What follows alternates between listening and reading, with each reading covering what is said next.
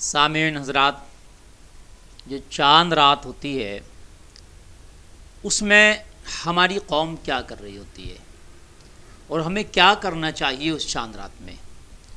اصل میں جو چاند رات ہے اس کو لیلۃ الجائزہ بھی کہا جاتا ہے۔ اس میں آیا کیا چاند دیکھنے کے بعد ایک دوسرے کو مبارکباد بھی دے سکتے ہیں؟ تو ہاں، یہ تو صحیح ہے کہ چاند دیکھا اور اگر آپ کو چاند نظر آیا تو آپ چاند دیکھ کر کے آپ اللہ کا شکر ادا کریں، دعا پڑھیں، اور اس کے بعد میں کسی اپنے دوست کو، رشتہ دار کو آپ اس کی مبارکباد بھی دے سکتے ہیں، بھئی عید کا چاند آپ کو مبارک ہو یا عید مبارک ہو۔ لیکن اب آیا بہت سے لوگ اس رات میں کیا کرتے ہیں کہ بائکیں گھمانا اور بہت زیادہ بازاروں میں جا کر کے شاپنگ کرنا، اور دیکھنے میں آتا ہے جو سیلون ہوتے ہیں، بال کٹنگ کی دکانیں پوری رات کھلی رہتی ہیں، پوری رات ہمارے نوجوان جا کے بلیچنگ کرا رہے ہوتے ہیں، شیونگ کرا رہے ہوتے ہیں، بال کٹا رہے ہوتے ہیں اور بالوں کو مہندیاں لگوا رہے ہوتے ہیں، ڈائیاں کرا رہے ہوتے ہیں۔ سامعین حضرات، یہ رات اس لیے نہیں تھی میرے عزیز۔ اس بات کو میں آپ تک پیش کر رہا ہوں، ہو سکتا ہے کسی میرے بھائی کو یہ کڑوی بھی لگے۔ یہ رات، یہ ڈائیاں لگوانے کی رات، پوری رات شیونگ کرانے کی رات، بال کٹانے کی رات، یہ نہیں تھی۔ یہ رات تھی اللہ کی عبادت کرتے اور رب کی بارگاہ میں یہ دعا کرتے، مولا کہ ہم نے رمضان شریف کا پورا مہینے کا روزہ رکھا ہے، یا اللہ رمضان کا مہینہ ہم سے ودا ہو گیا ہے، یا اللہ ہماری اس عبادت کو قبول فرما لے، یا اللہ جو ہمارا باقی کا سال ہے وہ بخیر و عافیت کے گزرے، ایسا کرم کر دے، یا اللہ پھر بخیر و عافیت کے اگلا رمضان ہمیں ملے۔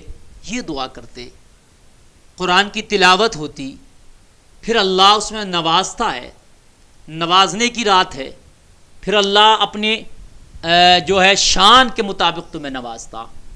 آپ نہیں دیکھتے ہو کہ گھروں کے اندر بھائی بہنوں کو عیدیاں دیتے ہیں اور دوستوں کو، ایک دوسرے کو عیدیاں دی جاتی ہیں، تو یہ خوشی ہوتی ہے کہ بھئی رمضان شریف گزرا، عید کا موقع آیا، تو پھر وہ عیدیاں دیتے ہیں، لوگ تحائف دیتے ہیں، گفٹ دیتے ہیں۔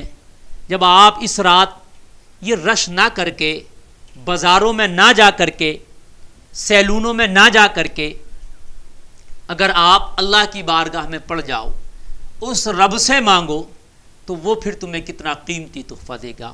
وہ اپنی شایان شان تحفہ دے گا، وہ اپنی شان کے مطابق تمہیں تحفہ دے گا۔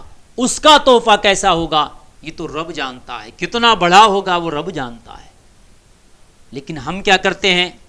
ہماری بیٹیاں، ہماری بہنیں بازاروں میں جا کر کے، ایک شوق ہوتا ہے کہ عید آئی ہے، مہندی لگواتی ہیں، وہ پورے ہاتھ ننگے کر دیتی ہیں اپنے بازوؤں تک، شرم آتی ہے بتاتے بھی۔ ہماری بیٹیاں، ہماری بہنیں جو ہیں وہ ہمارے پورے بازو کھول کے پھر مہندی لگواتی ہیں، غیر لڑکوں کی زانوں پر اپنے ہاتھ رکھتی ہیں، اور پھر غیر لڑکے ان کا ہاتھ پکڑ کے ان کے اوپر مہندی لگا رہے ہوتے ہیں، اور وہ بازو تک وہ مہندی لگاتے ہیں۔ اور ستم بالائے ستم یہ کہ بازو تک مہندی تو لگوا لی جاتی ہے، لیکن ستم یہ ہے کہ جب بازو تک مہندی لگوا لی گئی تو اب بازو دکھانا بھی ہے۔ اب عید کے دن وہ بہنیں کیا کرتی ہیں؟ وہ کھلے ہوئے بازو کا ہاف آستین فراک یا اپنا اور کوئی کرتی جمفر وغیرہ ہاف آستین پہنیں گی، اور ہاف آستین پہن کے پورے بازو دکھاتی ہیں۔ وہ روڈوں سے، راستوں سے گزرتی ہیں۔ پھر محلے میں یہ ایک رواج ہوتا ہے کہ عید کے دن ایک دوسرے کے گھر پر جاتی ہیں، اور جانے کے بعد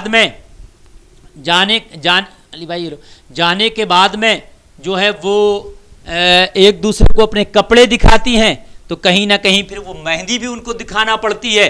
تو ستم بالائے ستم یہ، ایک تو غیر مردوں سے مہندی لگوائی، غیر مردوں کے جو ہے جا کر کے ہاتھ دکھائے، ان سے ہاتھ پکڑوائے، اور اس کے بعد میں پھر وہ اپنے بازو جا کر کے محلے میں دکھاتی ہیں، کیونکہ وہ مہندی لگی ہوتی ہے ان کے ہاتھوں اور بازوؤں تک۔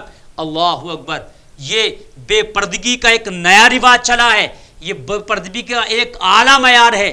اللہ اکبر باز آئیں اس سے باز آئیں. یہ رات مہندی لگوانے کی رات نہ تھی، یہ رات سیلون میں جا کر کے بلیچنگ کرانے یا ڈائیاں کرانے کی رات نہ تھی.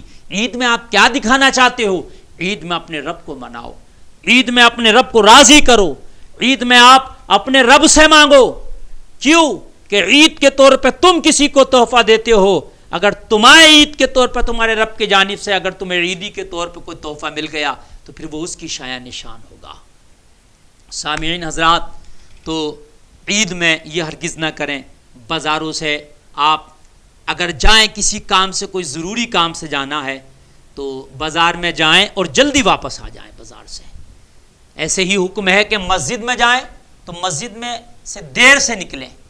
بازار کا حکم ہے کہ بازار سے جلدی نکلیں، مسجد کا حکم ہے کہ مسجد میں دیر سے نکلیں. لیکن ہمارے ہاں تو الٹا ہوتا ہے.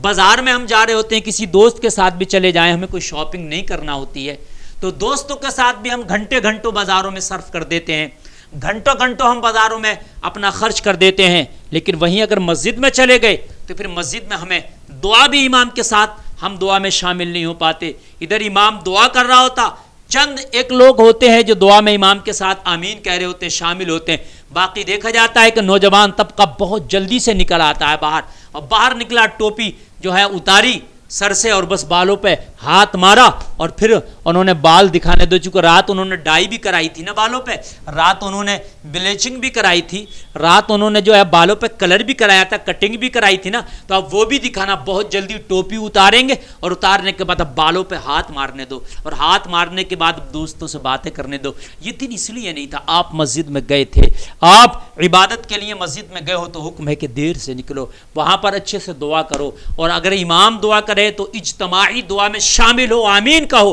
پتہ نہیں کس نیک بندے کی آمین کی وجہ سے تیری دعا بھی قبول ہو جائے.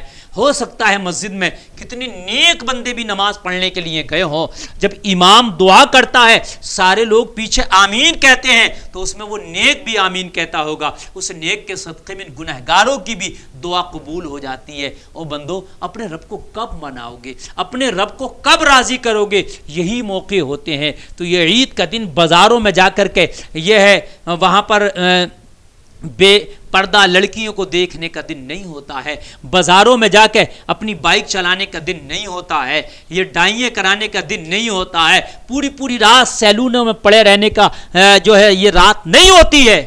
میرے عزیز، اس رات کو اپنے رب کی بارگاہ میں گڑ گڑاؤ، عبادت کرو، دعا کرو، اپنے رب سے مانگو. جو روزے آپ نے رکھے، عبادت کیے، اللہ اسے قبول کرے، یہ دعا کرو. اور جو ہے آپ آنے والے رمضان شریف کے روزے بخیر و عافیت کے آپ کو ملے، یہ دعا کرو.